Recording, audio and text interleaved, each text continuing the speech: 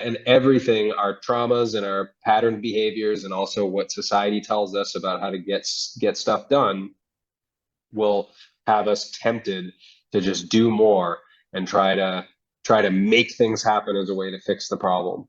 Where the most courageous and most effective thing so many of us can do is just sit and rest and notice, what state is my body in right now? What do I feel? Can I feel my heartbeat?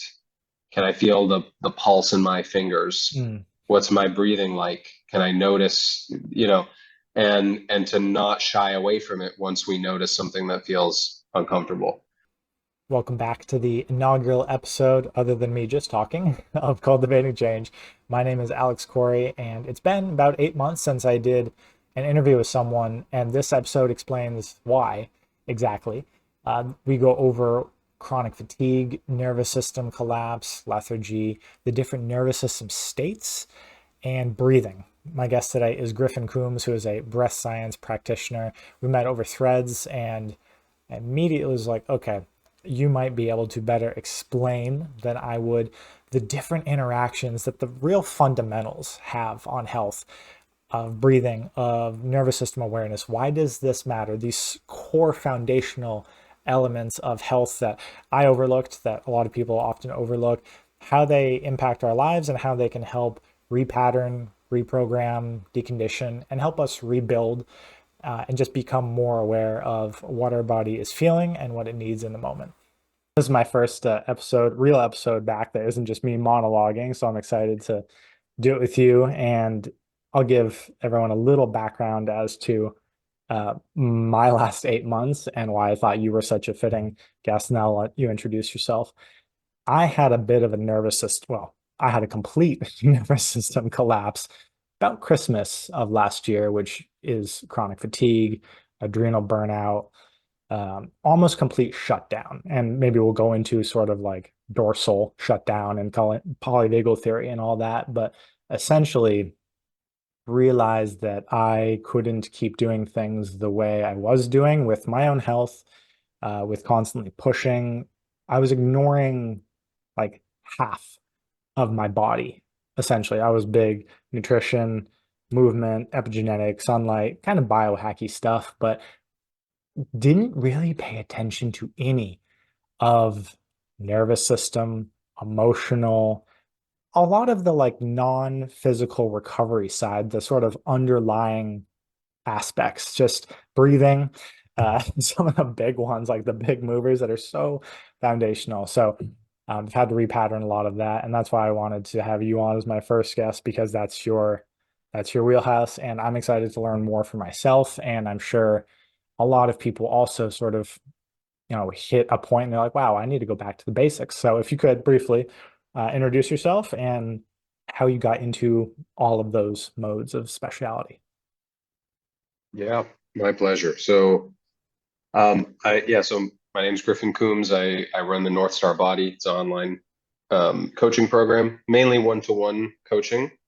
Um, I have two major services: stress, anxiety relief, nervous system regulation, and then also fitness on the side of movement restoration, correcting movement patterns, getting out of pain, but also scaling up to athleticism and things like that. And the heart of both of those things is breathing. I've never worked with a single client on either side of those services that where we didn't focus on the breath. Uh, at least starting, and in many cases, it's pervasive.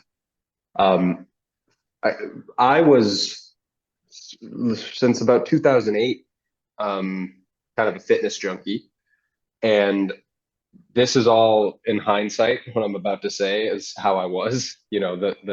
I was insecure, full of shame, low self-esteem, low self-image, and felt like I had something to prove.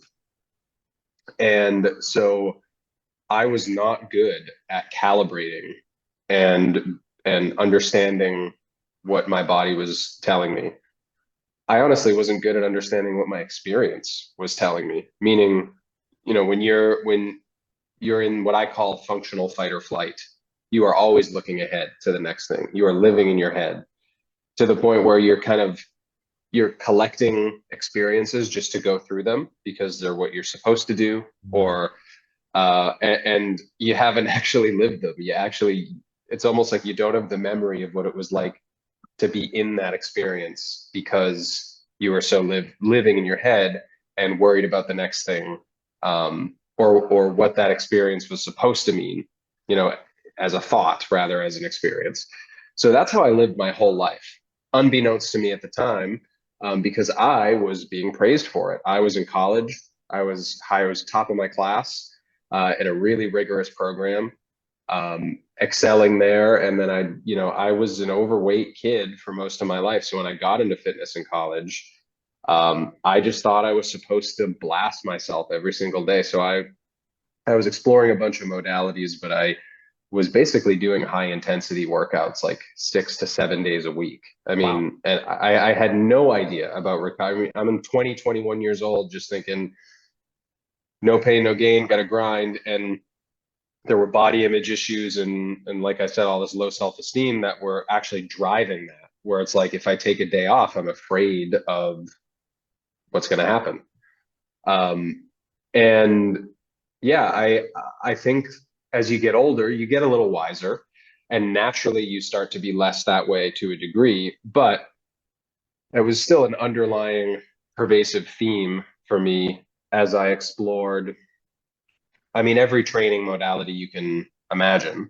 At one point, I was at least dabbling in it. So, CrossFit, gymnastics, strongman lifting, calisthenics, high intensity martial arts. And I got to a point where I I was also interested in breathing because of singing. I went to school for music and vocals and things like that. And it came to a point where I read a book about over breathing, or it Mm. mentioned over breathing, and I thought, whoa, you're not supposed to breathe through your mouth. Whoa, you can breathe too much. And so I started to analyze myself and my own breathing patterns, and then started to try to correct that, driven by the same things that were driving me for the rest of my life, right? So it was like, oh well, now I'm not good enough. I'm wrong if I'm breathing through my mouth. So I have to force myself to breathe through my nose and do all these breath holding exercises. And it didn't come until much later, actually quite recently, within the past maybe not even 2 years, where I've started to, number one, just become more educated through my studies, and number two, really start to embody how your lived experience, presence, interoception, meaning understanding your body's sensations, and kind of, for lack of a better term, like doing the work and kind of being present with yourself, is inseparably linked to breathing and regulating the nervous system and calming stress, being able to deal with anxious tendencies, all of that stuff. You can't shut off, dissociate, and force yourself to get better at that stuff.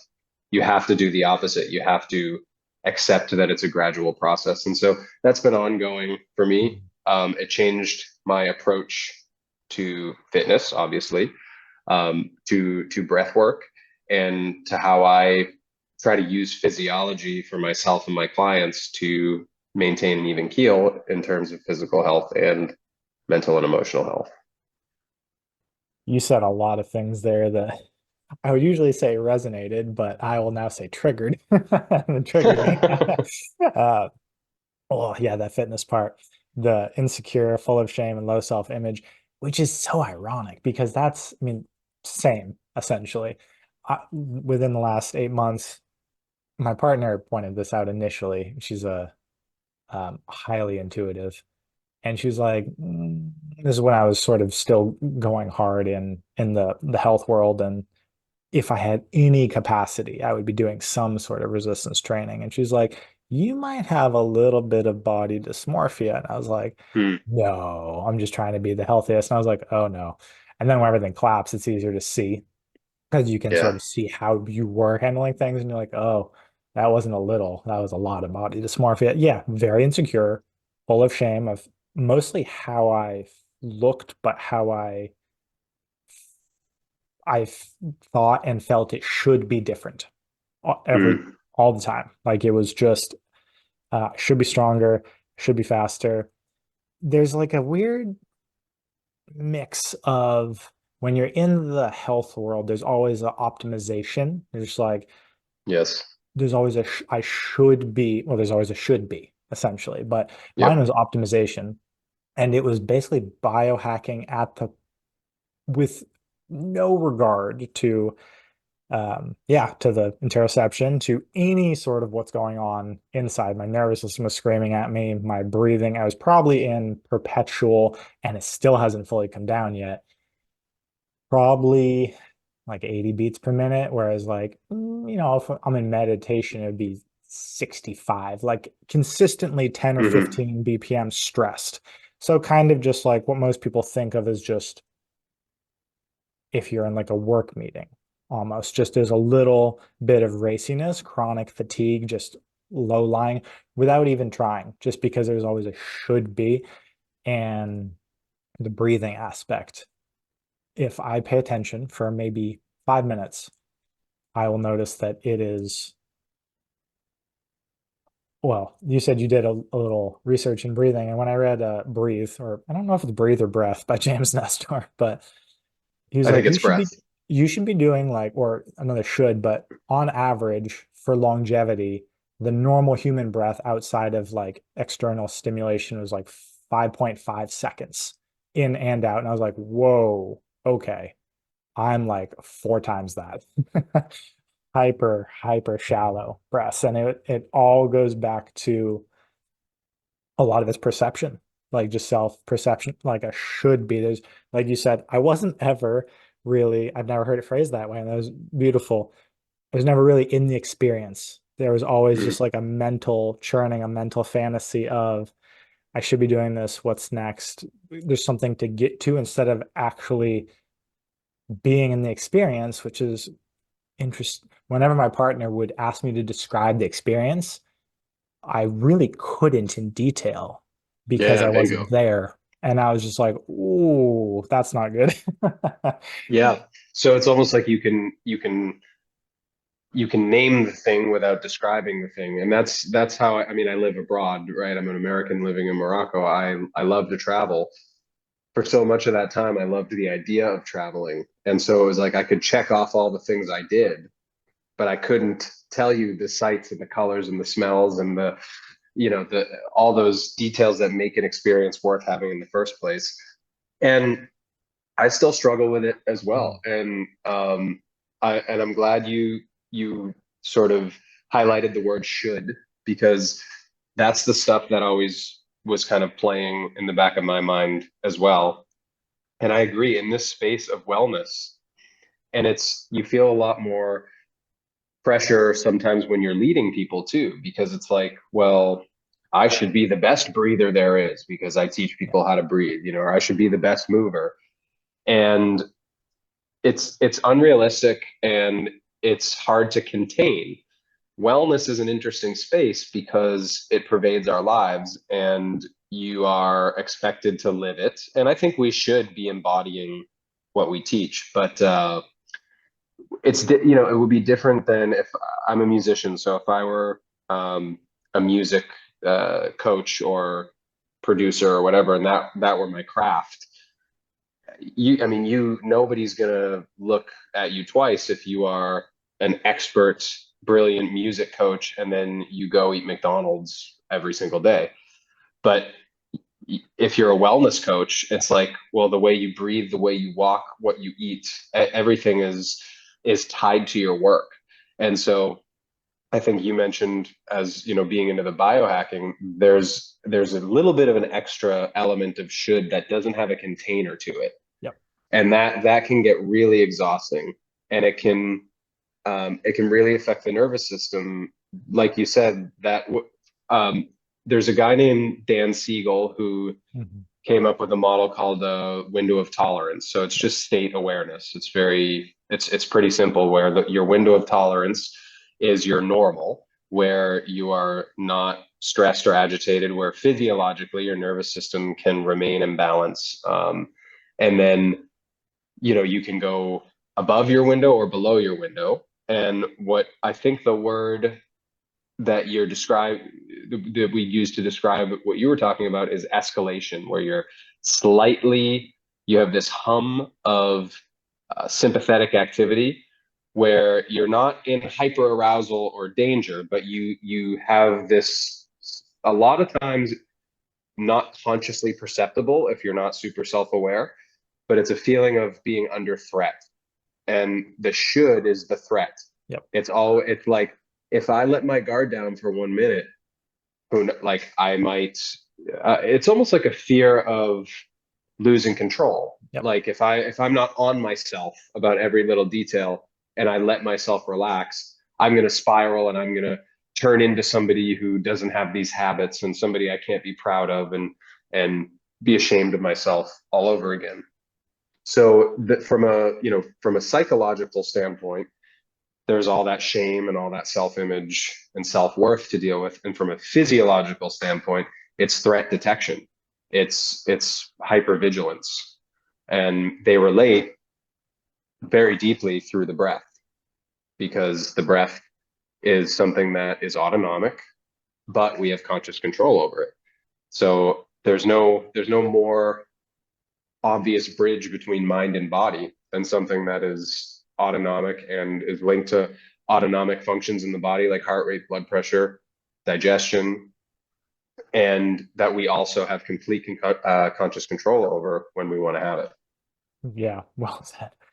I took a course this spring too. It was Linda Tai, who's collectively rooted, is her business, and it was her somatic experiencing and nervous system regulation. And that was full of micro triggers by itself, because it was the the premise of the first third of her course. I learned a ton about nervous system regulation and sort of animal response systems, but she had a bunch of charts in there, and it was just like, if you yo-yo between high sympathetic, almost on hyper arousal, and then you'll crash down into dorsal and shutdowns. Like, it's tied to this trauma as a kid. And I was like, ooh. So I basically just re-examined my entire childhood. I was like, oh my God. Yep. I might have quite a few trauma responses intermingled with my perception of a body, but just movement in general. So Mm. there was a whole bunch of like trauma awareness just came online, as well as emotional awareness. Like, I didn't feel my feelings for 33 years until last year. So all of those things kind of came in, and I was like, wow, I thought I could fix everything through nutrition and basic movement, essentially, which I think a lot of health coaches do. They're just like, you can do I mean, it is still the big mover, but if you go to the nervous system route, another thing my partner said, and she doesn't know, she's not trained in any of this, but she's intuitive. She's like, if you're in a stressed state or in a mildly stressed state, you probably can't absorb those. And that Bingo. was entirely correct. So yeah, nervous system, everything for me has come back to nervous system awareness and breathing, and then starting to like layer, and just for me, just being aware of what my nervous system was telling me, what state I was in. Like, am I mildly stressed? Do I think my normal state is actually mild arousal, or like mild, is it Yeah. sympathetic instead of parasympathetic? Essentially, like, I would always say I wanted to feel more alive. And I was like, what does that mean? I was like, that means I only think I'm alive whenever I feel stress hormones and stress chemicals. If I feel adrenaline, cortisol, and if I feel blood pumping, that's Mhm. what I equate to being alive. And I was like, oh, that's not the best thing for my normal resting state. Yeah, yeah, there's so much there. And first of all, it sounds like your partner knows you well, and Oh, she knows me she's a very well. she's a great sounding board for She's this a great kind of mirror. stuff. Yeah, she sees my Yeah, stuff yeah, well before I see it. Yeah. yeah, and she's spot on. I mean, we have to have parasympathetic activity to be able to digest food. So there's so much. Yeah, I think it depends what the linchpin is for the certain Mm, person. And I think we have this in common where it's all coming back to the linchpin being the state of our nervous system. mhm. Some people, the linchpin is nutrition, and so it's not to discredit anybody who's had success with overhauling nutrition and feels great, whatever. But there are a lot of people I know personally, people whose stories I've read, I mean, countless who were doing all the right things in terms of nutrition, movement, supplementation, and just things weren't working. And it wasn't until they took nervous system regulation, um, emotional healing, and in some cases, just simple stress management, Mm, seriously, where they really started to move the needle. It underlies everything, and it literally shapes our worldview. The vagus nerve, the 10th cranial nerve, it is a lot of people. I mean, it is responsible for helping to trigger parasympathetic activity, calming us down. But its main job is to communicate sensations from body to brain, afferent signals that go upwards and that tell the brain what state the body's in. So if you have high vagal tone, that's correlated to high heart rate variability, which is a resilient nervous system, an adaptable nervous system, one that can recover um, and is ready to handle the stresses of life and bounce back to balance. So high interoceptive awareness is high vagal tone because you're basically aware of and able to interpret accurately the sensations inside of your body. How fast is my heart beating right now? I mm, feel, I mean, I wouldn't even know I was full, where I have yeah. like, where you're so disconnected and dissociated. So the point I want to make is that when we go through, so well, let's take food, for example, somebody who's totally dissociated and cut off from that sensation. The, for some people, you might think the solution is to eat less, or the solution is to eat the right foods, or the solution is, well, you need more protein because protein makes you feel more full, and or you just need less hyper palatable, calorically dense foods. For me, if that's the person's issue, I want to say that none of that is the problem. They might help, but they're band-aid solutions where the problem is a lack of interoception, a lack of vagal tone. This Mm, person is not present enough while they're eating to even know what the sensation of feeling full looks like, and to repattern the thought and the behavior around when you stop eating. Um, and I've dealt with that myself. I've also dealt with the movement space being, the sort of niche biomechanics space mm, right now of like gait informed strength training, and there are a bunch of systems. I'm certified in one. I'm going through another. I'm working with a coach. I love this stuff. Fascinates me, and as somebody who's not naturally super athletically gifted, it's fun to solve the puzzle of my body and help clients, basically move better. Um, but every time I've run into an issue, and I still have these revelations within weeks ago, where it comes down to behavior. So I'm doing all the right things and I'm making huge strides training the biomechanics and making progress in these approaches. And then, I'm working on sprints and my calf cramps up, and it's never cramped up before. And, I've made a lot of strides, but why is now this problem showing up? And the biomechanics folks would want to harp on, well, you're not getting enough hip flexion here, or the left side hip extension is a little, you gotta, unlock the fascia, or train this movement a little bit more. And that all might be true for other people, but my linchpin, as well as yours, it sounds like, is the nervous system. And so, when that happened, that sprint thing happened, I thought, well, my calf is overworking itself on that side. The major muscles in the center of the body, the glutes and the psoas, are not handling and creating hip flexion and hip extension super well. Why is that? So I had to really go internal, turn on that interoceptive awareness, and come to the conclusion that my entire life I'm holding tension in my feet that don't need to be there. Relax your feet, Griffin. Relax your feet. That's what I'm telling myself. Let your knees soften a little bit more. Mm. And sure enough, the gait corrects, the cramps start to go away. I can feel more of the glute and the psoas working the way that they're supposed to. Now, it didn't perfect my sprint. I'm not Usain Bolt all of a sudden because I noticed a behavioral pattern, but you could harp on that like I've been harping on my own issues for years from purely the biomechanical lens. And that can be helpful. I've learned so much. But the linchpin, it's behavior change. Mm. It's what is the state of my nervous system that's causing me to feel like I need to lock my knees out every time I take a step. It's tension, it's escalation, it's stress, it's threat detection and recognition. Mm. And I've noticed this in clients as well when if I take some breathing assessments and it looks like they're pretty prone to stress or anxiety or dysregulation. I also look at the way they're standing. A lot of them have locked out knees. A lot of them have like a rib flare where they're kind of sucking in.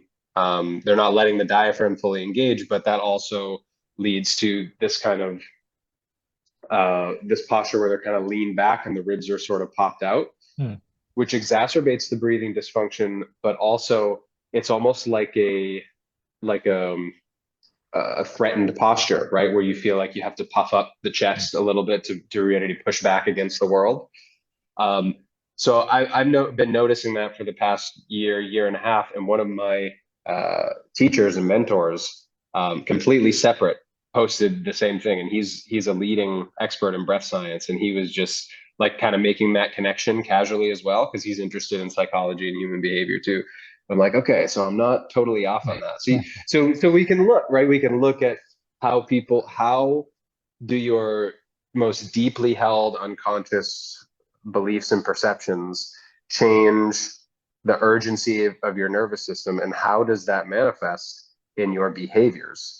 And that's like a life of work, Oh but yeah. I think it's so worth doing. Well, if you do that, you're gonna go back to some childhood trauma. I mean, that sounds Mm, exactly like what I did. If you go back and you're like, why does this arm always, or why do I hold this side higher, or why does this happen? Like for me, a lot of those were just like I was just a stereotypical people pleaser as a kid because I had to be. So I was just in a bingo. perpetual scanning sort of on guard state, and it just rarely could come down other than specific states in that just dramatically affects posture.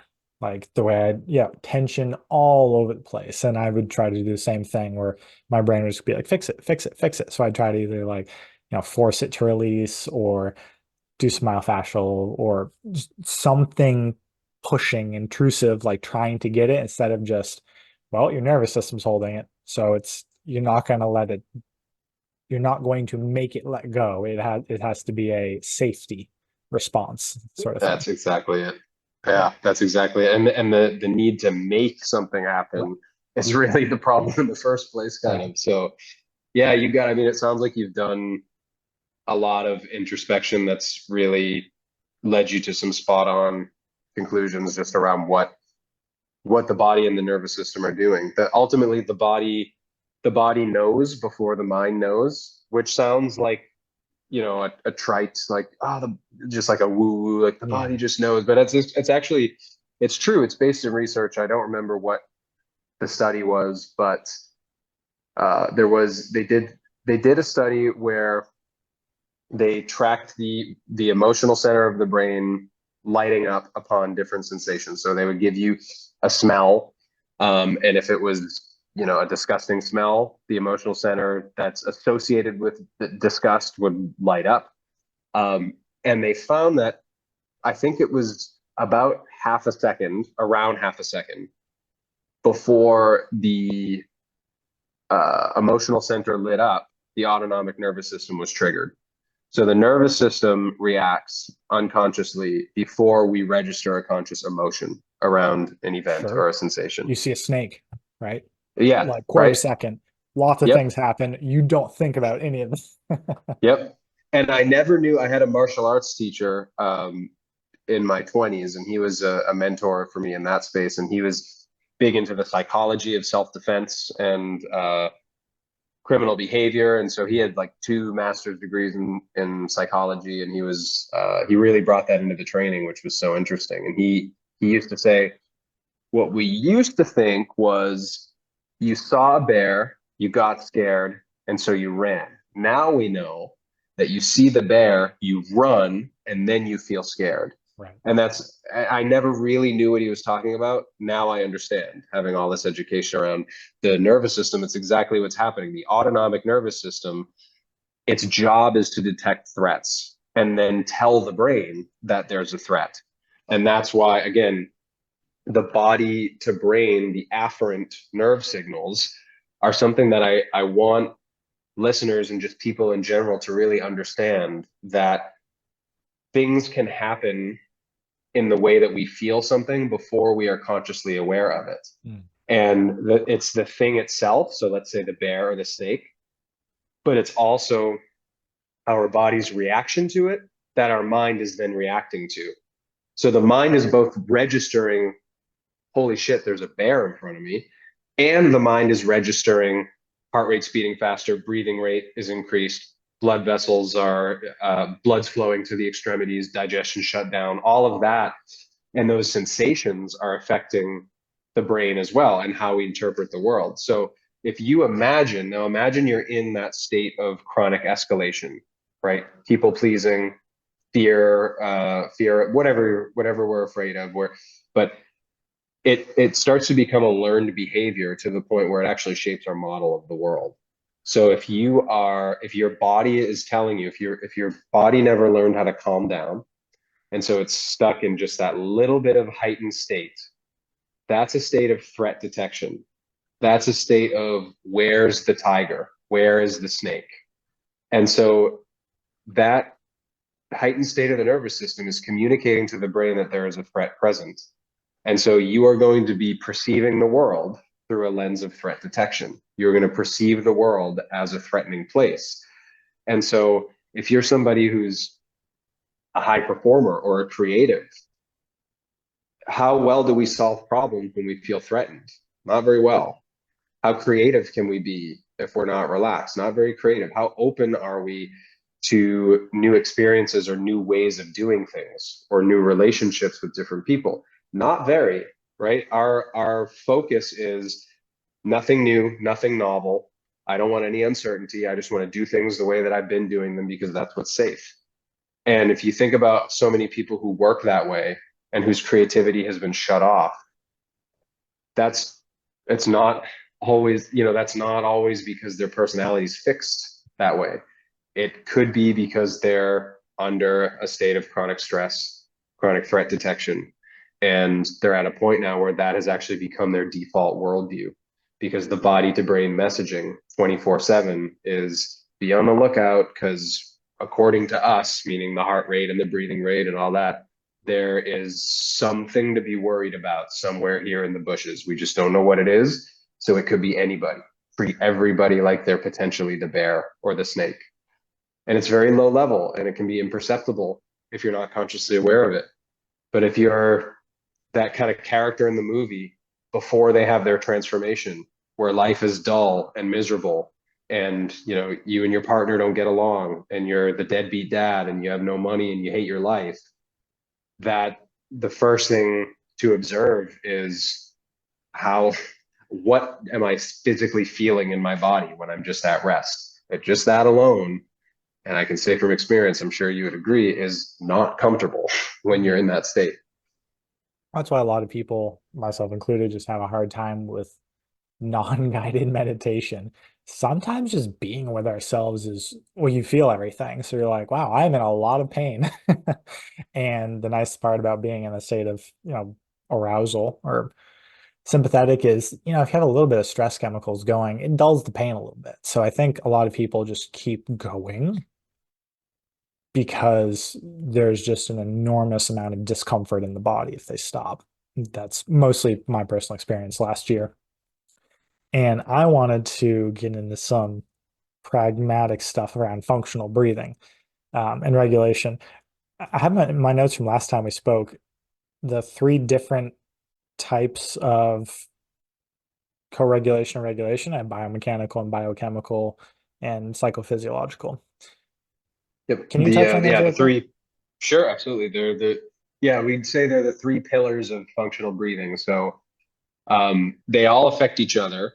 But if you look at what a healthy breath looks like, and then what part of the physiology it's related to, you can break it up into three parts. So biomechanical, biochemical, psychophysiological, exactly what you said. The biomechanical is the movement of the musculoskeletal system.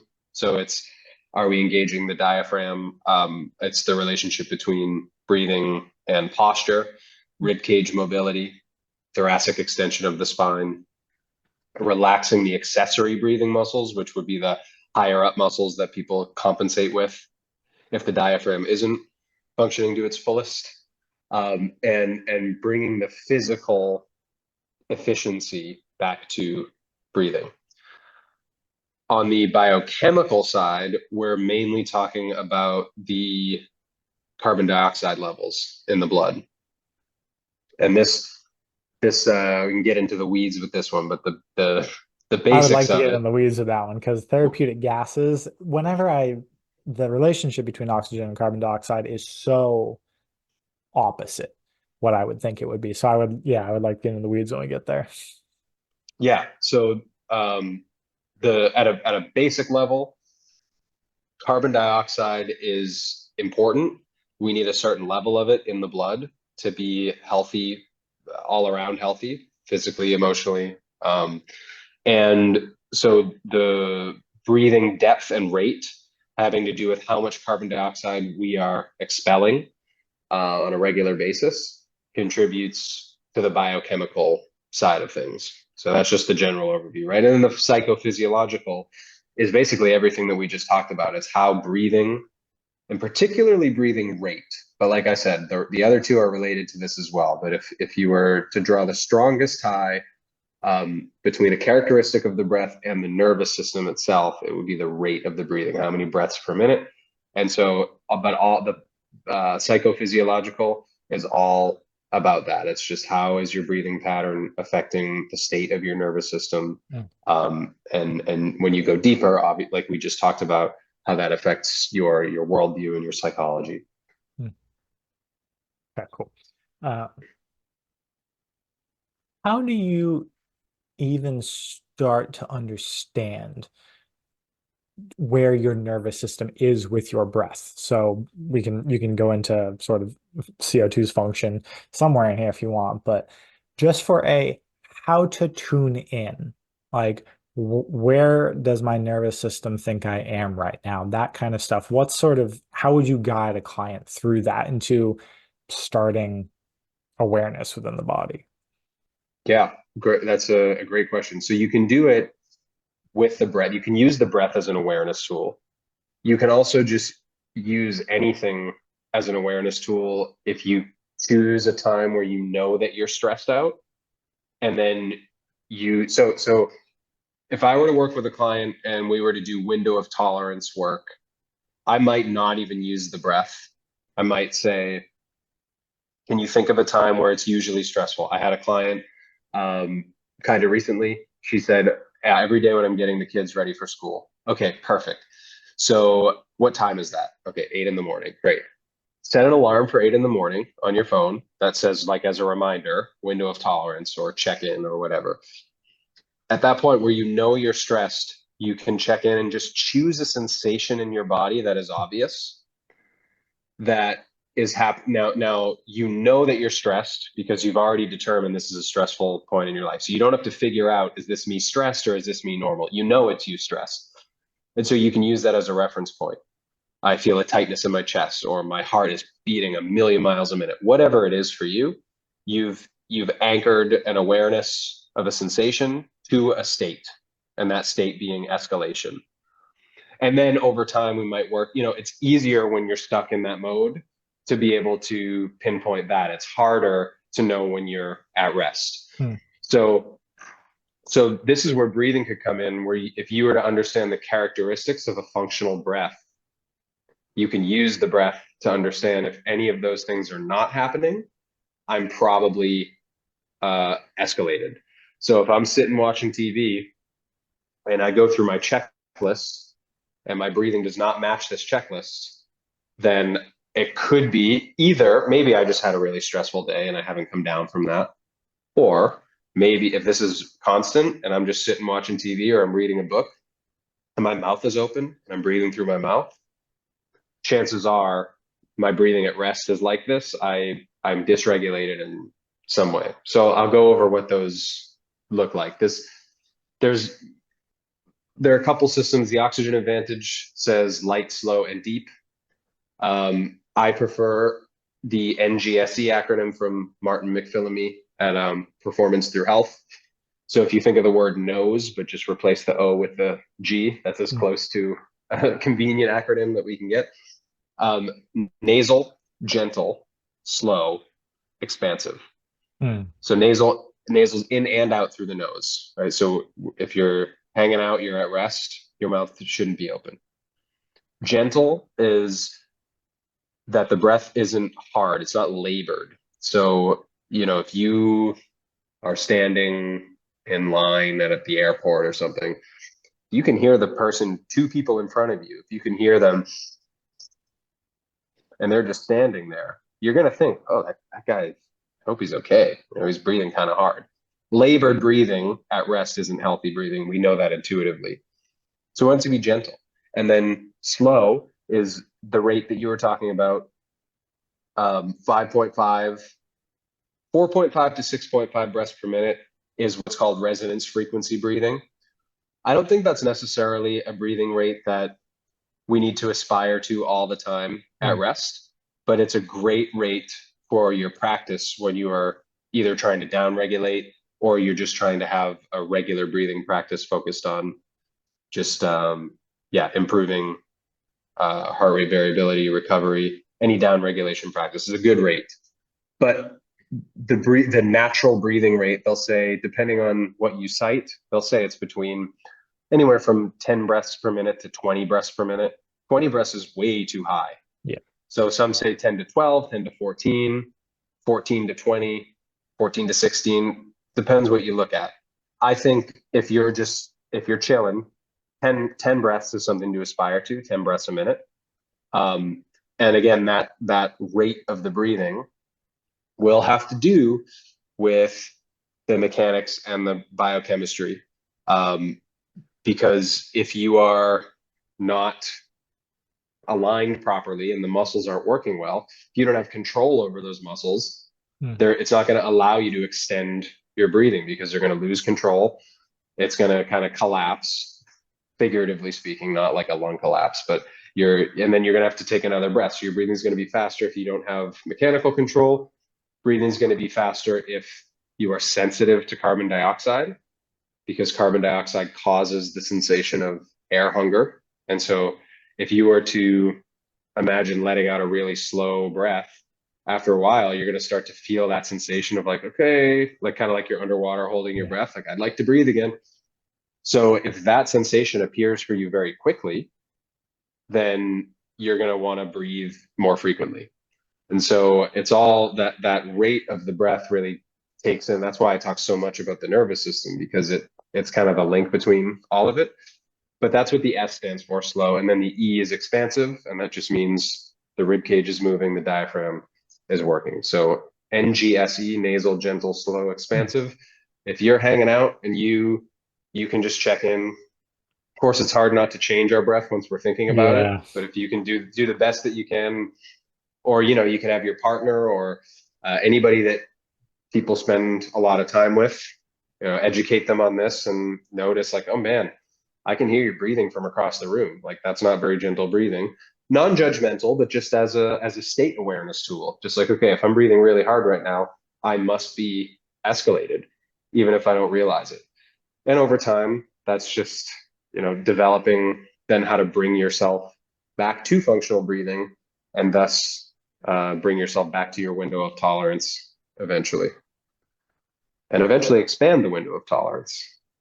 Yeah, that was my next question is, so you said 10 was a good low range for less in a breath practice. Like, yeah, if I do 5.5 seconds in and out, that is very purposefully slow. Like Yep. that's meditation essentially. Like that's an awareness practice. 10 would be inhale three, out three, which is seems way more normal and feasible, right? If you're taking 10 Yeah. breaths. Yeah, so that seems way more doable for like a if you want to check in with yourself when you're working or typing or doing something not that shouldn't be stressful. I think that's way more feasible because 5.5, I have to try. Like Yeah. I have to pay attention to that. It gets a lot of attention if I do that. Yeah. Yeah. And you can all, I mean, it's great for down regulation. So if you know that you are escalated and that you want to bring yourself down, you can stop and take 30 seconds, do a couple 5.5. I mean, I like to, a 10-second breath would be 6 breaths per minute. So I like a 4 seconds in, 6 seconds out feels really good for me. Mm. But anywhere around there, um, 3 and 6, a lot of people like. But it just do it a few times as a tool to bring yourself down a little bit. And then you can go back to maybe not the same fast breathing rate you caught yourself in while Mhm. stressed, but more of a moderate to slow breathing and just being conscious of I'm not going to let my breath get out of control. Yeah. So it's not that you need to stay doing the same breathing rate. And it's honestly, it's not even you don't even need to count. Some people, myself included, if we get in our head too much, Yeah. it's like then it just becomes about the counting. And again, we dissociate from the actual sensation. So for some people, if you're listening and that sounds like you, just inhale through the nose and just let out as long an exhale as you're comfortable letting out through the nose. And don't worry about the counting. Just worry about lengthening that exhale. And it will be the amount of time it needs to be, and it will help down regulate. Nice. Yeah.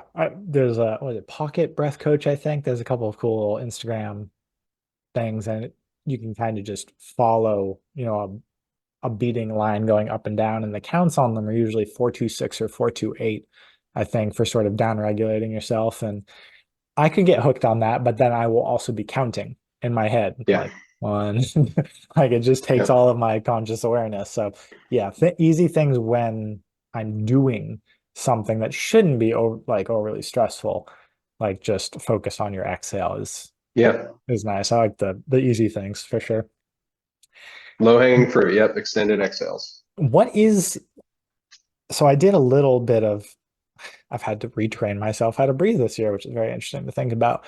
And I can easily get in my head about that because the old responses and sort of labored, hyper aroused breathing come back way more quickly than I think they would sometimes. But during the springtime, when I was retraining myself, sort of breathing into your pelvic bowl, like I don't know if we're ever taught how to breathe. I'm sure we know how to breathe when we're babies and probably young kids before sort of stress responses and trauma kicks in, but sort of what's a good like as a meditation almost, or just like, hey, can you feel these things happen in your body? What's a good as the breath comes in and goes out, where should we feel it for like a full absorptive deep breath? Yeah, that's a great question. And there's no easy answer. Mm. I've spent countless hours playing with this, trying to figure it out with myself, cueing other people, drawing diagrams, arrows, and I mean, it's so subjective, and it's like a lot of things. What works for one person might actually have the opposite effect on another person. Yep. So, and I'll give the pelvic bowl example.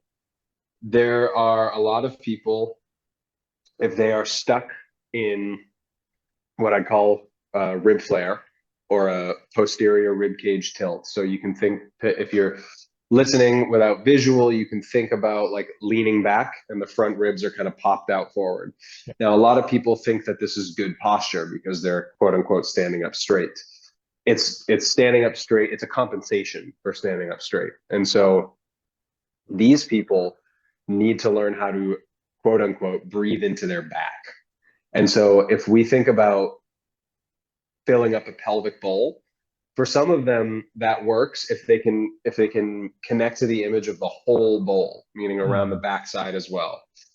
But a lot of people, when we talk about breathing low into the pelvis, they'll just sort of exacerbate the compensation where their low belly expands, but they've got no diaphragm engagement on the backside. So, you know, a couple images I'll just throw out that I like to use with people. And if you're listening, you can try them. And if one clicks with you, I like to imagine an umbrella right under your rib cage. It's opening when you inhale and it's closing when you exhale. It's basically the shape of the diaphragm. And so if you take a nice, slow, expansive breath through the nose and you're picturing that umbrella, usually whatever side, because it's 360-degree expansion, whatever side is not usually expanding for you might expand a little bit more. So it's kind of a, you know, one-stop shop for all directions. For those who are a little bit more hunched over and kind of closed and shortened on the front side of the body, they may benefit more from that pelvic bowl cue and simple like belly breathing cues. I get away from belly breathing cues pretty quickly because, as I just mentioned, it's not just the belly, you have the whole 360 degrees. And so we have to engage the back of the diaphragm and open up the back of the rib cage as well.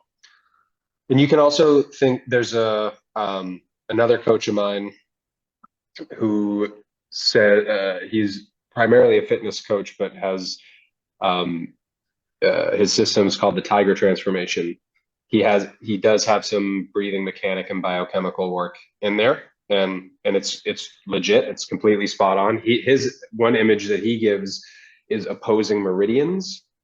So if you were to think of the diaphragm and the pelvic floor kind of coming together, and then the air pushing up against it. And then also what I think is even more helpful is the opposing meridians in the other line perpendicular to that. So from sternum to the back of the rib cage. So you imagine like a line between piercing you from front to back. And then those kind of 2 points drawing in toward each other, and then the air pressurizing against it can get you that feeling of all directions expanding instead of just filling up the belly or just filling up the chest or whatever it is. So I wish I could give a straight answer, but that was plenty good. Yeah. I was doing it as you were talking and I was like, oh yeah, I can feel my back. Like I can feel it pushing if I'm focusing on it, because I can consciously belly breathe now. I was just chest breathing. So or this is a better question. What's wrong with chest breathing? Great question. Yeah, that's sometimes we take that for granted, right? So chest breathing from an efficiency standpoint is you're just not getting a lot of oxygen into the lungs. That most of the gas exchange happens in the lower lobes of the lungs. And so the bottom of the lung is stuck. There's a layer in between the lung and the diaphragm, but they're stuck together, basically attached. So when the diaphragm moves down, when you breathe, when you take a nice low expansive breath, it pulls on the lungs and the lungs stretch open. And then the negative pressure created, the air comes into the lungs and it fills from bottom to top. And most of that gas exchange, the alveoli that exchange oxygen CO2, is in the bottom of the lungs. So if you're not using the diaphragm efficiently, you're using accessory muscles, which are much higher in the chest, near the collarbone and things like that. So you're not getting that pull and that fill up from bottom to top of the lungs. The other reason from a nervous system standpoint is that it's stressful. If you use any muscle that is weaker and not meant to do a big job, and you use that in place of the muscle that's supposed to be doing the job, it's more effort and it's harder to do. And so breathing becomes stressful because you're trying to get these tiny little muscles here to do the work of the big diaphragm muscle. Mm. And so you're sending afferent signals from body to brain that breathing is stressful and that you are under a state of stress.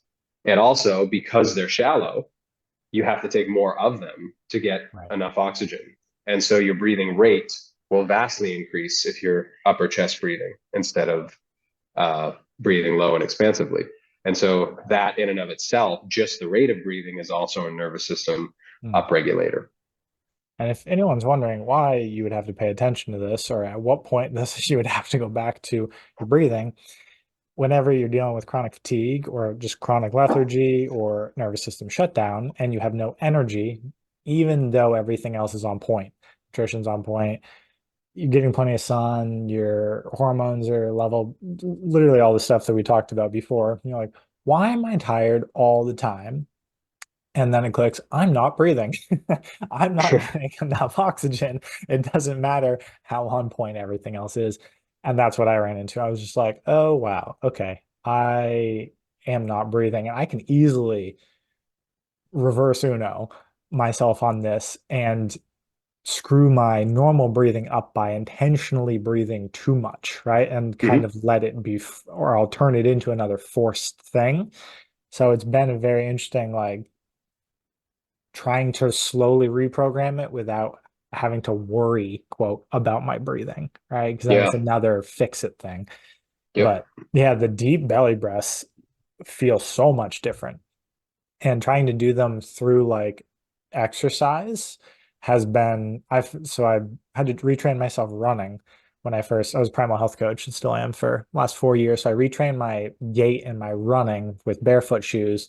And this year I was like, oh, great. Now I'm going to retrain my breathing with any sort of exercise, and just watching the capacity sort of teeter up to, like, if you just nose breathe and maybe you jog or go as quickly as you can up until the point where you're like, I want to breathe through my mouth, and just back off a little bit.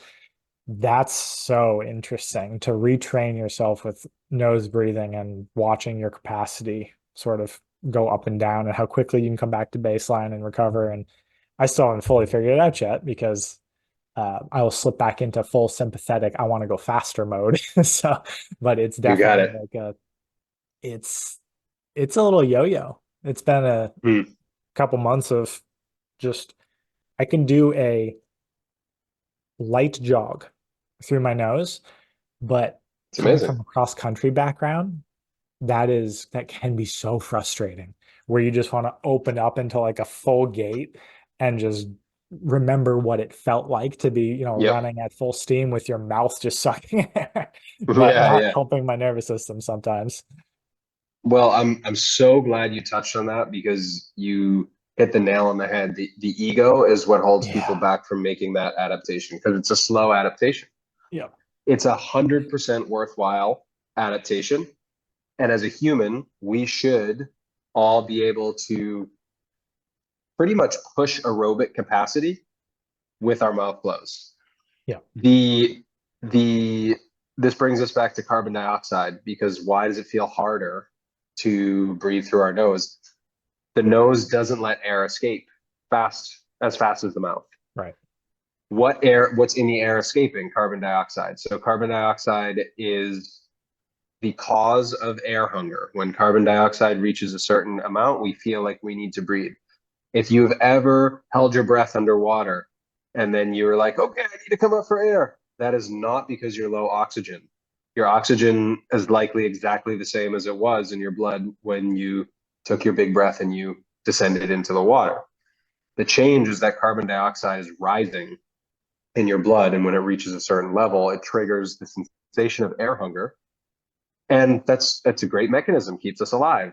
Now, the idea evolutionarily, I think, is we wouldn't want to feel air hunger when we're low oxygen because that would be too late. Our body's trying to give us Mm. that signal to breathe way before we start to go hypoxic. Different people have different tolerances to the sensation of air hunger. And if you have a biochemical sensitivity to CO2, air hunger is going to come very quickly, even at healthy levels of CO2 that in a healthy human wouldn't cause air hunger. Mm. So we want between 35 and 45 millimeters mercury pressure. of CO2 in the blood at rest.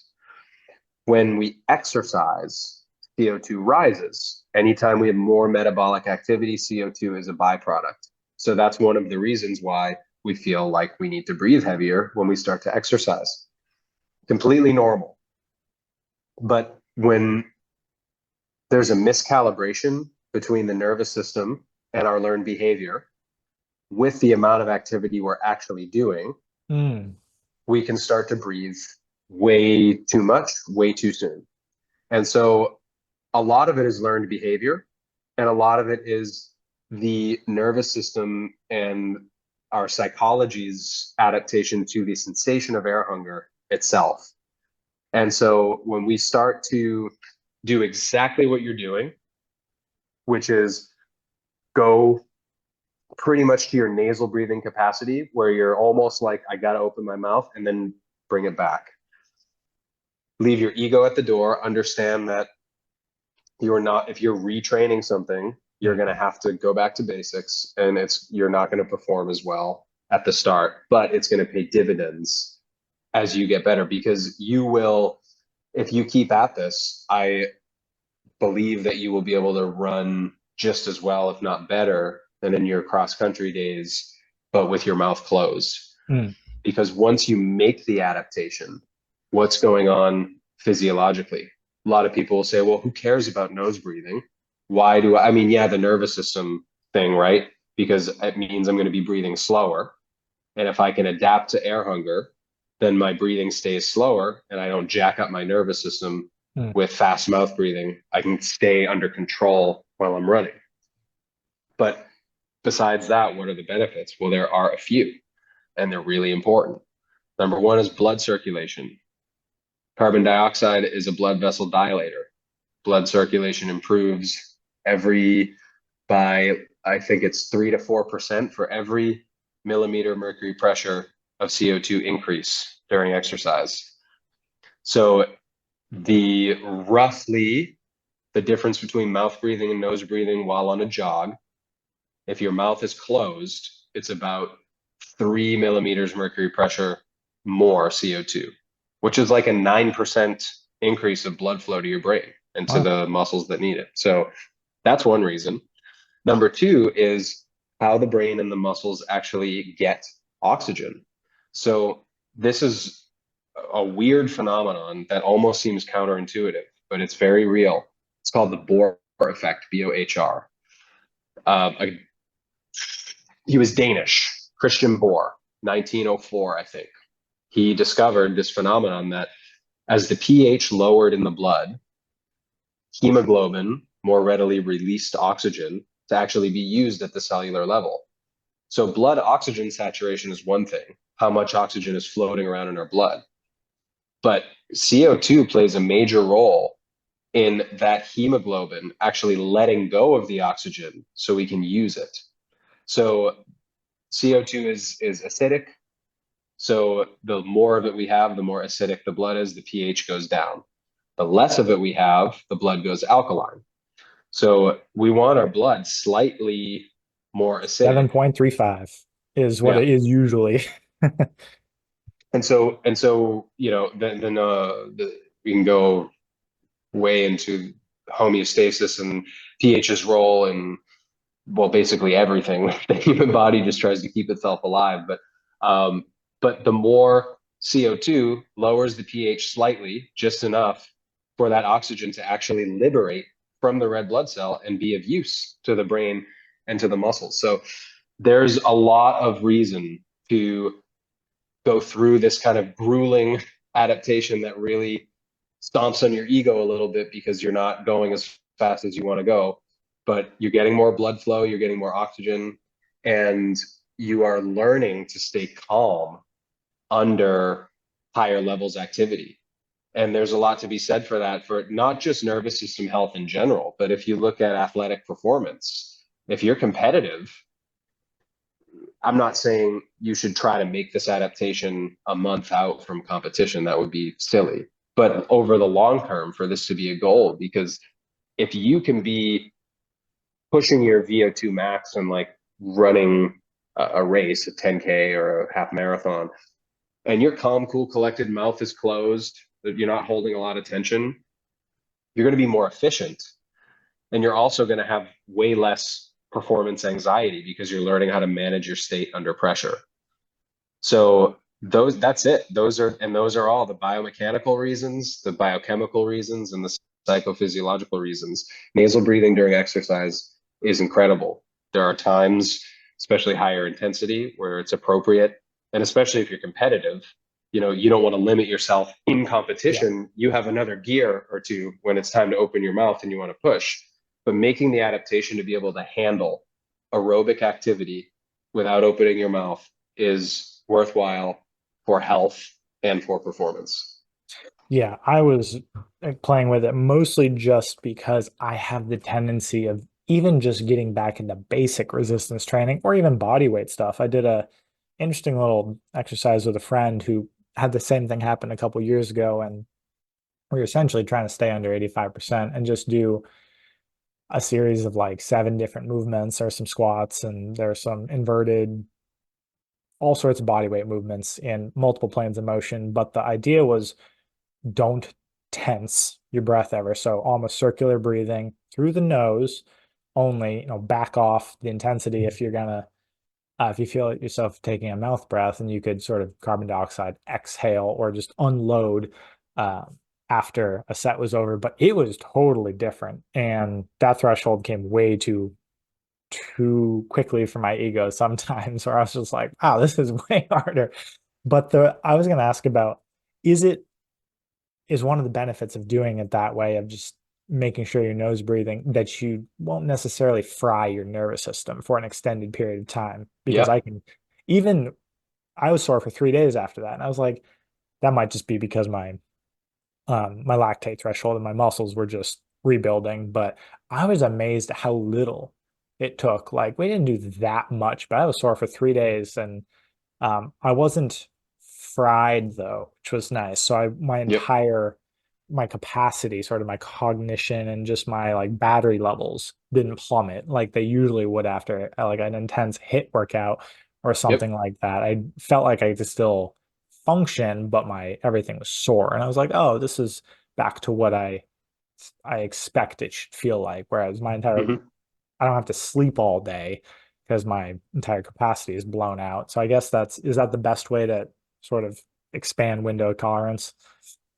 Yeah, I mean, it's one way, especially if you're active and you like to Yeah. exercise. Absolutely. But bringing breath training into exercise, beautiful way to do that. Mm, And yeah, you're exactly right. It's managing your state under pressure. So if you think about the sensation of air hunger, it is one of the most stressful sensations a human can experience, and it is one of the most primal. It lies deep, deep in the brainstem.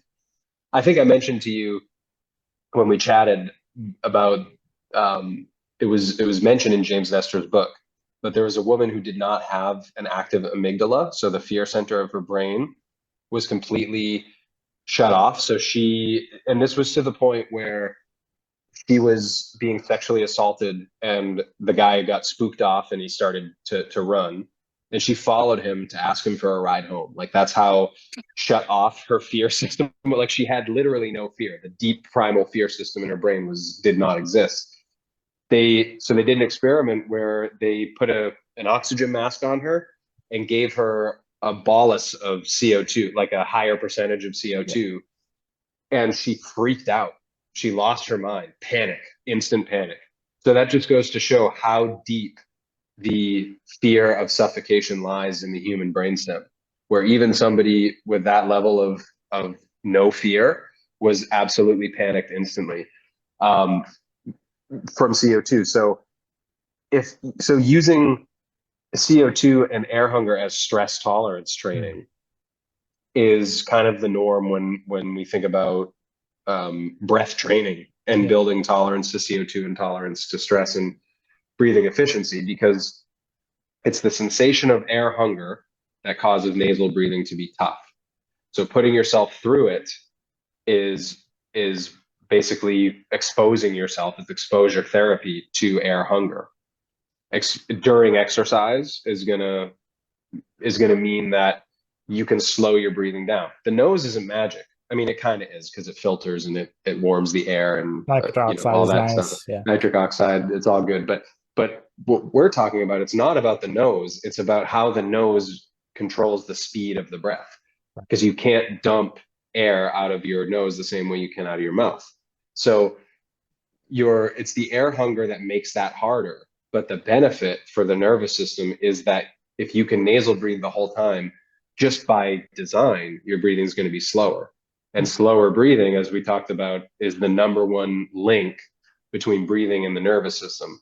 So if you can be doing the same amount of activity, if you and I did the same amount of, same exact circuit, burpees, push-ups, whatever, at the same rate, and we had the same performance, we did it at the exact same time, but you had your mouth closed and were breathing at a certain rate, and I was panting through my mouth, breathing double the rate, my nervous system would be more taxed. It would be way more sympathetic than yours. Yours would be as sympathetic as it needs to be to stay focused and complete the task, but no more. You would be able to recover more quickly, and you would probably be feeling less fried and ready to go again from a nervous system standpoint than I would. Nice. We haven't really touched on polyvagal theory, and I think it's interesting. Are you well versed in it?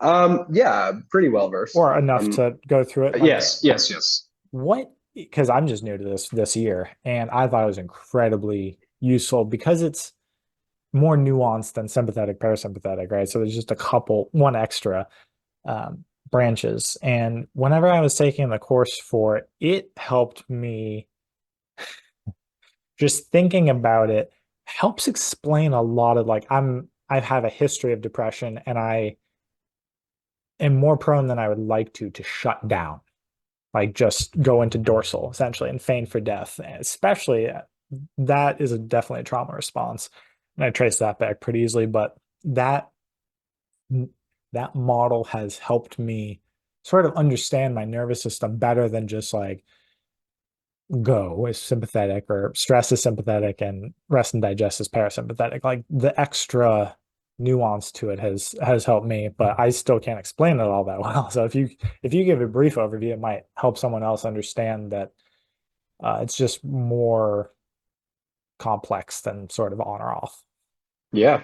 Yeah. And I'm glad you brought it up in that way, because to me, that's the most useful, the sort of piece of the polyvagal model is that it gets you, what am I trying to say? It avoids oversimplifying the nervous system, because sympathetic, and if anybody's not familiar, the sympathetic branch of the nervous system is just what we'd call fight or flight. It's more activity, more stress.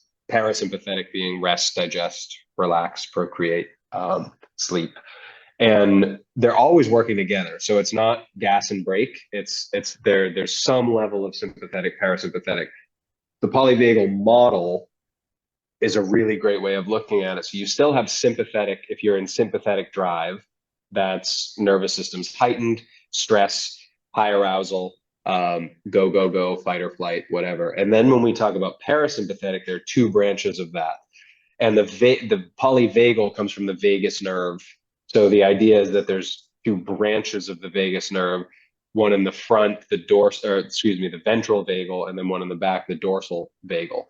So in polyvagal theory, where you want to live most of the time is ventral vagal, where you're still in a state of relaxation, but it's not too relaxed. It's not shut down. So you're primed for social connection. You're feeling relaxed enough to be yourself, to be able to connect with others, because that's such a hallmark of the human experience. So one way to know if your nervous system is regulated is, can you connect with other people? And you're curious, you're able to learn, you're also you're alert enough to be able to engage with others. And if you needed to go sympathetic, if that bear came and tried to destroy you and your family, you'd be able to pop up and go into fight or flight to get away. But it's kind of this balanced state. It's still parasympathetic because it's relaxed, but you have a sense of engagement, curiosity, creativity, and enough alertness. And then dorsal vagal would be totally parasympathetic, where it's dissociated, shut down, fatigue. So it's basically parasympathetic taken too far, Yeah. and it's depicted as branches. You can also think of it as a spectrum. And if you were to, so another Martin McPhillamy from Performance Through Health I mentioned earlier, in his courses, he does a wonderful job at connecting different models and to overall speak to overall principles. And one is the connecting window of tolerance to polyvagal theory. Is you can think of your window of tolerance. If you're inside your window of tolerance, you're basically ventral vagal because you're balanced. And if you are above your window of tolerance and hyperarousal, you are in sympathetic drive. If you fall below your window of tolerance, where you start to shut down, dissociate, you're dorsal vagal. You can also just think of it as the sympathetic parasympathetic spectrum, where right in the middle is a little bit of both, would be calm and balanced and alert. And then if you keep going up the graph, you're in sympathetic. If you keep going down the graph, you're in hypo arousal or dissociation or dorsal vagal. So back to your question, polyvagal is it's another model to describe how it's not just on and off. It's maybe two on and two off, and then balanced in the center where we want to live most of our lives. It's important to understand that there are times we want to be in sympathetic and we want to be in dorsal vagal. Like when you're sleeping, you should be in dorsal vagal. You should be completely hypo aroused to as much as humanly possible. That's what sleep is for. If you are, again, if someone's chasing after you trying to kill you, you should be in sympathetic drive. That's what sympathetic drive exists for. So it's easy when we talk about this to start to get an idea of the extremes are really bad and we should always avoid them. No, they serve a purpose. We just don't want to live there. If your Yeah. default state is sympathetic or dorsal vagal shutdown, then it's going to cause issues in your life. But they do serve a purpose. So it's not like good and evil. But where, yeah, ventral vagal or in the window of tolerance or a balance of sympathetic, parasympathetic, whatever model clicks best for you in your mind, that's where we want our default state to be. After we go through the roller coaster of a day or a week or whatever, where do we come back to and where do we live? When we recalibrate, should be in that calm, balanced, centered state. Yeah, I like that model just because it's also not linear. Like during my course, it was for people who are prone to depression or just to the much lower shutdown states where nothing's interesting, there's no energy, permanent lethargy. Sometimes you can't go to ventral from there. You have to go up to sympathetic. Yeah. Like you need a charge to get your nervous system out of it, and then you can come back down. And that fit me Yep. perfectly. Where I was like, no one who's feeling shut down. I don't know anyone who can just come back up a little bit and be back into like happy connecting. It's usually like give yourself a little shock and your nervous system touches up and then you can find the balance Yeah. again. And that's, like almost every day for a while for me when I hit my shutdown was trying to figure out how to get some activation going and then sort of nestle back down there. But it just knowing that yo-yo and sort of the different models, which would help me with my energy levels a little more than just, well, you're either resting or you're not. And I was like, that Yeah. doesn't sound about right for where I was. Yeah. Yeah, you have to, if you're stuck in one extreme, you have to know the other extreme to then be able to calibrate. Yeah. And so yeah, that's a great example. And I have a feeling that uh, probably more people than think might yo-yo from the extremes or just the tops or the bottoms of the extremes and might think like myself they're in ventral more than they are, where they're actually in low hyperarousal or in high shutdown and go bounce from like shutdown on weekends and then jack themselves up with lots of stimulants to like function. So they just yo-yo between the two and maybe think they're in ventral, but I don't know if like it took me a while to figure out what ventral was. Yeah, that's a great point because I think more people than we realize actually live life like that. Yeah. If you think about a character from a movie who's like a workaholic Yeah. and then comes home and doesn't interact with their family and Yeah. just It's goes either and hyper aroused or has a drink. Yeah, disassociated. Yeah. right. And it's usually one because of the other. Right. And so they become a vicious cycle where if you can't find balance, you end up depending on the glass of whiskey to be able to come down from Right. your stressful workday. And then that puts you in a dissociated state. I don't want to talk to anybody, I'm isolated and yeah, and then the alcohol in your system and just the behaviors and lifestyle, then work becomes the thing that pulls you out of that and requires you to be jacked up and engaged again. And it's a yo-yo ping pong cycle. And so the it comes down to having the courage to examine ourselves and having the courage to examine ourselves somatically, which is different than examining ourselves Mm. intellectually. I was the guy in my 20s trying out different therapists and in and out of therapy trying to figure some stuff out. I was the guy who could sit there and tell the therapist exactly what was wrong with me, um, from an intellectual standpoint. Some of them, if some of them were good and they kind of saw through me and had me do some interoceptive stuff, but none of it really lasted. It's not to say therapy is bad. Therapy, the right therapist for the right person can be amazing, but Mm. it's a lot of it is, especially for men, it's more than just articulating issues and articulating what we should maybe do about it, or a lot of it for men is number one, taking action, but also for anybody, men or women, is the somatic element of it. These like I said before, the body responds to stressors and stimuli first before the mind does. So we have to be able to feel and sort through how our issues are manifesting as sensations in the body. We have to courageously look at that.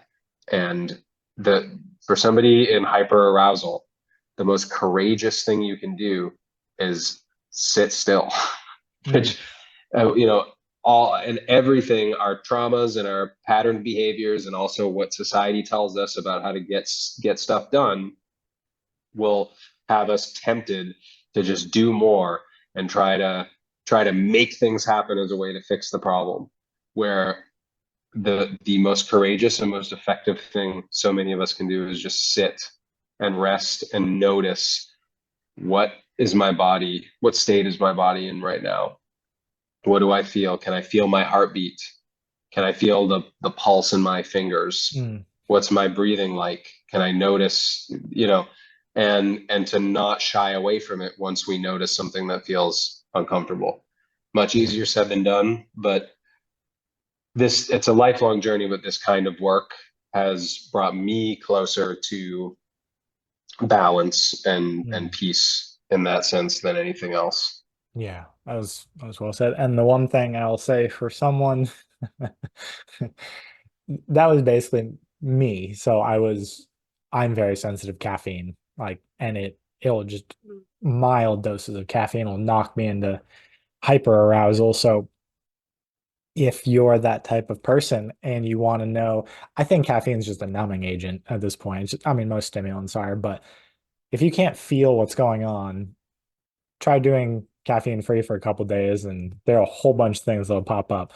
But if you're in shutdown or your sort of nervous system is just tanked and you have such low capacity and lethargy is there, and you would like to become more aware of what your body's feeling, like I did the beginning of this year, Qigong was really helpful because for someone who, if you can't just sit still, so if you have a hard time meditating and you can't get out of your mind, and even guided meditation and tune in your body, I found Qigong was so slow, like yoga didn't do it for me because yoga can even be too fast.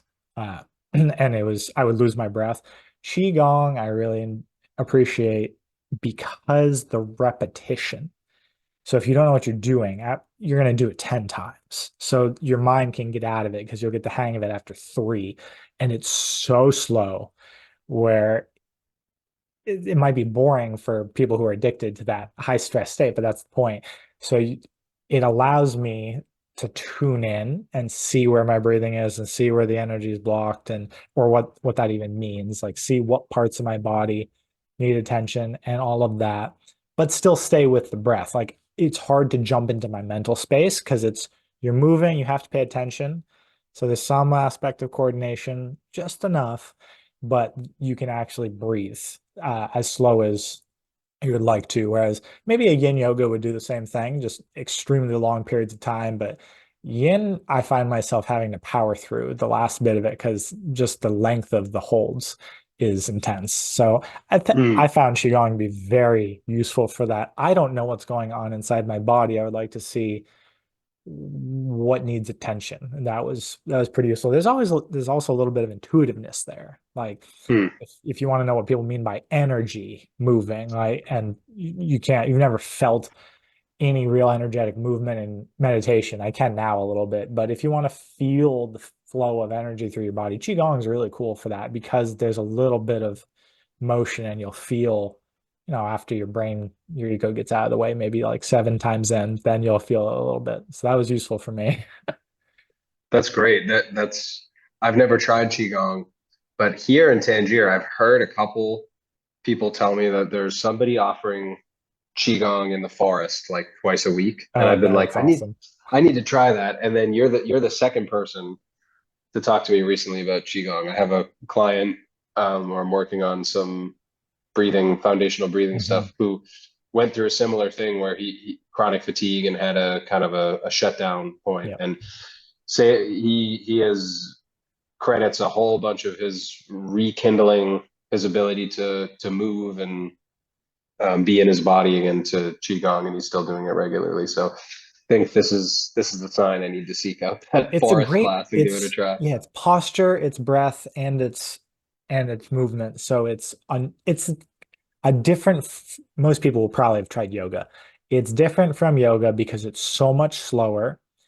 It's less complex in the movements and it's not muscular based. A lot of yoga is still, almost body weight calisthenics, but it's not stretching.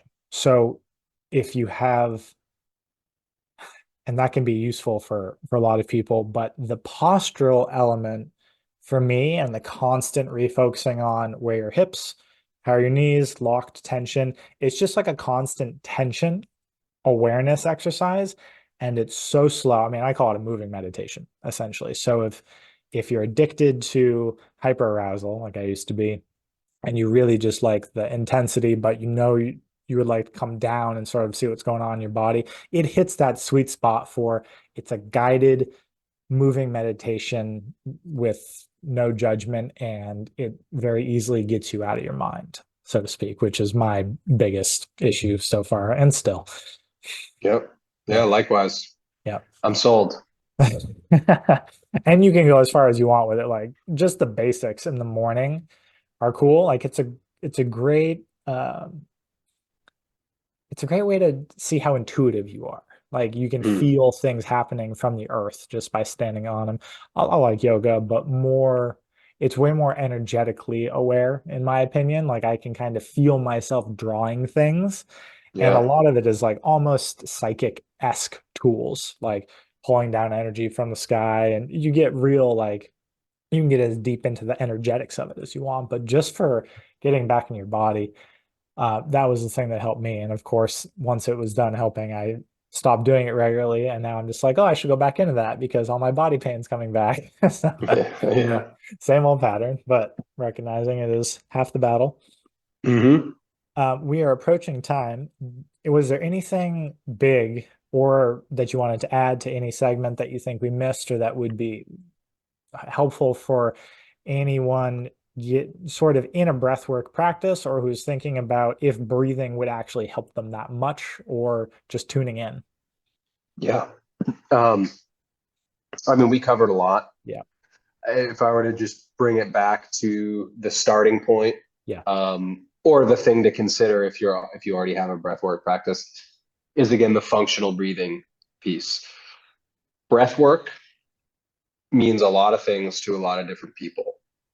There's Wim Hof, oxygen advantage, holotropic breathing, bunch of pranayama techniques in yoga. It's important to understand why you're doing a breathwork practice. If you are somebody who hyperventilates at rest and you're low CO2, then doing a hyperventilation breathwork practice is the last thing that you need. It's not going to help your health. It's not going to help your nervous system, your ability to handle stress. Um, so I would not recommend that. I think that everybody should start with functional breathing.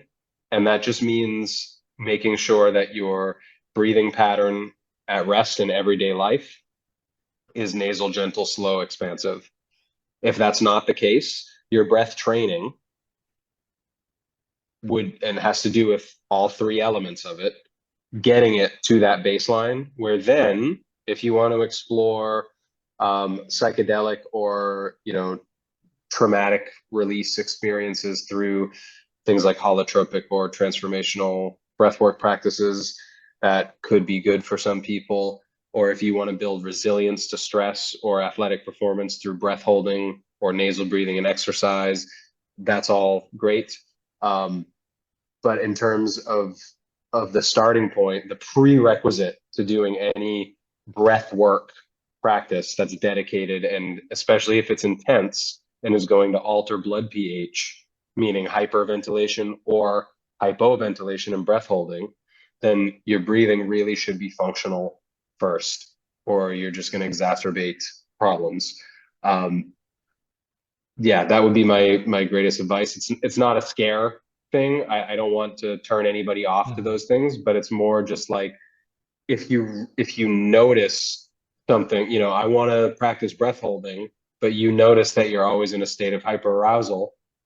Well, you probably are going to have a much better time building a relationship to stress first Mm. before you start stressing yourself with such a primal stressor. So, um, and I hopefully that doesn't turn a lot of people off, because we know it's a journey. It's a lifelong journey. Yeah. So there's no rush to get, however many paces I can walk while holding my breath. Like that's not what it's about. It's about meeting yourself where you're at and doing it right, and being present with yourself, which we talked about at the beginning, and not dissociating and just chasing a number or just chasing I should be better. I want to be a better breather, and more like, okay, where am I honestly?